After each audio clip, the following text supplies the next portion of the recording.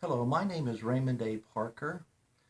I'm very pleased to speak a little bit regarding the honor which is being bestowed upon me in giving me the Silver Star Medal Award. It's a significant medal for me. It pertains to an incident that took place some 46 years ago on Independence Day, July 4th, 1970, in central Vietnam. I was an airborne ranger, first lieutenant combat platoon leader. And on July 4th, my unit encountered a very large enemy force. We were out with our platoon. We were investigating the area. We were looking for different Viet Cong and North Vietnamese Army regulars, which means regular Army personnel for the enemy. We were moving slowly through very heavy jungle, and we didn't have strong indication, but we encountered an enemy force where 15 to 20 people immediately stood up and began to fire at us as we fired back, and we discovered very, very quickly that the number of people may have been up to 200 enemy soldiers. It was very close proximity. It was very heavy jungle. It had just been raining. It was muddy, filthy, and we were being attacked with an extremely high volume of fire. Grenades, I remember seeing grenades coming at us, machine gun fire, heavy machine gun fire was coming at us. The enemy had bayonets on their rifles, and the most important thing is that we heard and we saw the enemy maneuvering on our small platoon. The unit that I was with was 199th Light Infantry Brigade. It was Delta Company, 3rd of the 7th, 199th Light Infantry. So we were a relatively small, light unit, maybe 28 people in the platoon. Immediately, all of us, and particularly I, recognized that we were in a very bad situation. Very promptly, what we decided to do is we consolidated the platoon, got into a small circle, as they say, circled the wagons. It's properly called a defensive perimeter we set up very close to one another. The enemy was, I'll say, 10 to 20 yards away from us and starting to move around us. We were firing at a very high rate of fire. We were fortunate that particular day in that incident to have the company commander traveling with our platoon. What he was doing promptly was calling in artillery, helicopter gunships, Air Force or Army aircraft to drop bombs and napalm on the enemy. But all the time, what was happening is the enemy was encircling us. As I saw that our platoon was beginning to run out of ammunition, we carried quite a bit of ammunition with us, but we were firing in a high volume back at the enemy that were just devastating our platoon with firepower. I made the decision. I asked the platoon sergeant to take over watching the command of the platoon, keep the people close, and I told him, give me all the grenades that you have on you right now. I took his hand grenades, my hand grenades, they're fragmentation grenades, which means they break up when they explode. I took them. I saw the enemy traveling through a ravine that was a short distance from the position we were in, maybe 10 yards from 10 yards rather than meters from where we were. I dropped down onto a small cliff all by myself. Our platoon was continuing to fire. They were covering me a little bit. The enemy was firing at me heavily, but they were firing in 360 degrees. We were encircled at that time.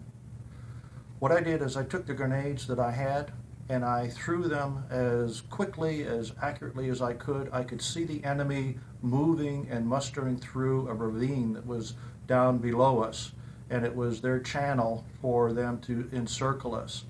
I saw many of them down there. I threw all the grenades that I had at that time, which was maybe 12 or 15 grenades, fragmentation grenades. I then was shouting up to our platoon, and they began to roll down. I asked them for more grenades, of course. They rolled grenades down to me, threw them off the edge of this little cliff down to me. I collected them, and I continued to throw what we can best estimate from the record, maybe 40, 42 grenades at them. What we did also is there are things called smoke grenades, incendiary grenades, or white phosphorus grenades we threw at them. Everything that I had, we threw while my platoon above me was firing at them. At the same time, it was a large enough enemy contact that there was a quick reaction from the gunships to fire on the enemy. It was being observed by the battalion commander directly over my head. I could see him up in a Loach light observation helicopter that he was in watching this action. My company commander was watching this transpire. However, our attention was on the firepower. For whatever the reason, and I think it's because of the 40-some grenades thrown, the enemy ceased, fell silent, moved out of there. I remember watching it and thinking is like the parting of the waters of the Red Sea. The enemy moved away. They got out of that ravine. There were enemy killed down there.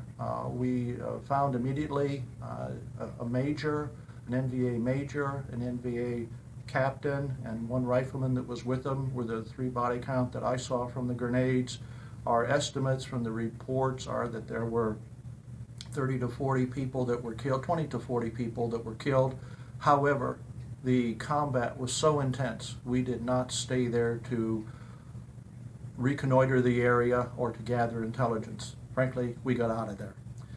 We quickly moved away, took a resupply, and that action started a serious, continuous 10-day mission. We generally went out on 30-day missions. The first 10 days of that mission were in pursuit of that enemy unit.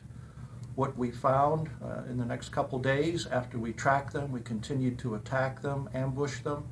We fell upon their regimental headquarters, the summer regimental headquarters for the 33rd NVA Regiment, and it was new technology at the time. There were seismographic devices, transmitters that looked like animal droppings that we were given. They were brought out to us. We put them around this base camp. We moved back from it, just did reconnaissance on it for probably a day and a half, maybe 2.5 days. When the sensors in the afternoon of that particular day went off, we waited and called in an airstrike, which our understanding is had the results of casualties in the hundreds of enemy. The Silver Star was for my action, but clearly, as always, it was the platoon. The platoon saved me. The platoon indicated certainly the firepower that was out there. My commanding officer was able to radio that information back, but it has very specific significance to me. Certainly that's something you never forget. Independence Day, to me, was never the same, and I can't help but to think of that happening each year that comes up. It was July 4th when this transpired. The Silver Star, I'm humbled and honored to receive it. The Silver Star, to me, affirms the action that was taken, that combat incident that took place. It is indicative of the ferocity and the importance of that contact. But I think for me personally, it is an indication of my patriotism, my commitment to my people at the time to separate, to try to save theirs and my life, and my commitment to our country.